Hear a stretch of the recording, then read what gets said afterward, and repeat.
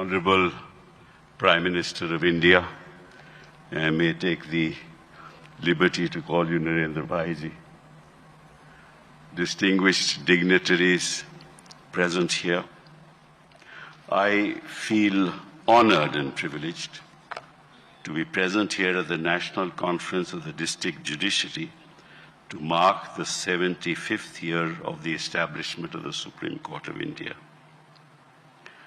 Any structure with a weak foundation will impact the edifice and eventually collapse. The justice delivery system at the foundation of the judicial structure needs to be strengthened both in terms of quantity and quality of manpower and infrastructure.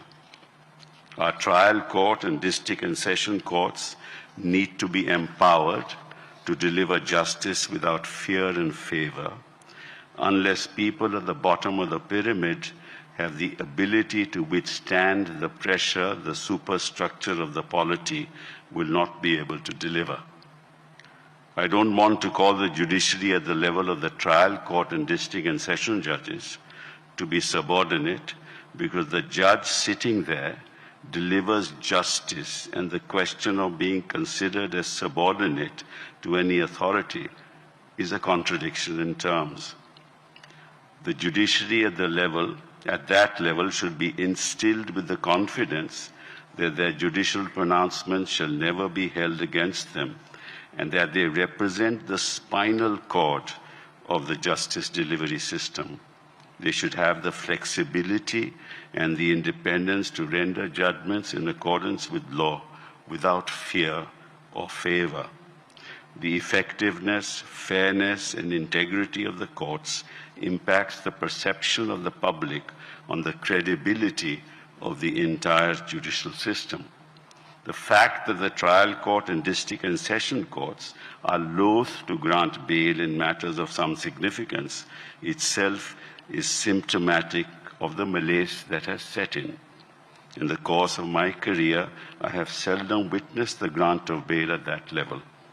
This is not just my experience, but the Chief Justice of India has said often enough that court at the highest level is burdened with matters of bail, because at the level of trial courts and district and session courts, bail seems to be an exception. Of course, it goes without saying that the grant of bail depends on the facts and circumstances of each case, but the pronouncements of the court have in the recent past adhered to the principle that bail is the rule and jail an exception. We've seen trends harking back to the law laid down in Gurbaksh Singh Sibia, wherein this principle has been enunciated and has now been reiterated by the Supreme Court of India in several recent judgments, even in relation to special acts which require stringent twin conditions. Liberty is the foundational substratum of a thriving democracy. Any attempt to throttle it impacts the quality of our democracy. Moving away from liberty, we need to address the problems being faced by trial courts and the district and sessions courts, which impede the quality of the justice delivery system. The judge population ratio in India is abysmally low, 21 judges to a million population, as compared to over 100, and in Europe over 200 judges to a million population. Therefore, the roster at the level of the trial and district and session courts is overburdened on a daily basis, which impacts not just the justice delivery system, but lives of millions who are waiting for justice to be delivered. They come to court day in and day out for their matters to be heard expeditiously and fairly. However, in the absence of quick disposals, they have to wait for years, which impacts them both economically and mentally. The court cannot even imagine the mental agony and the economic consequences of these kind of delays.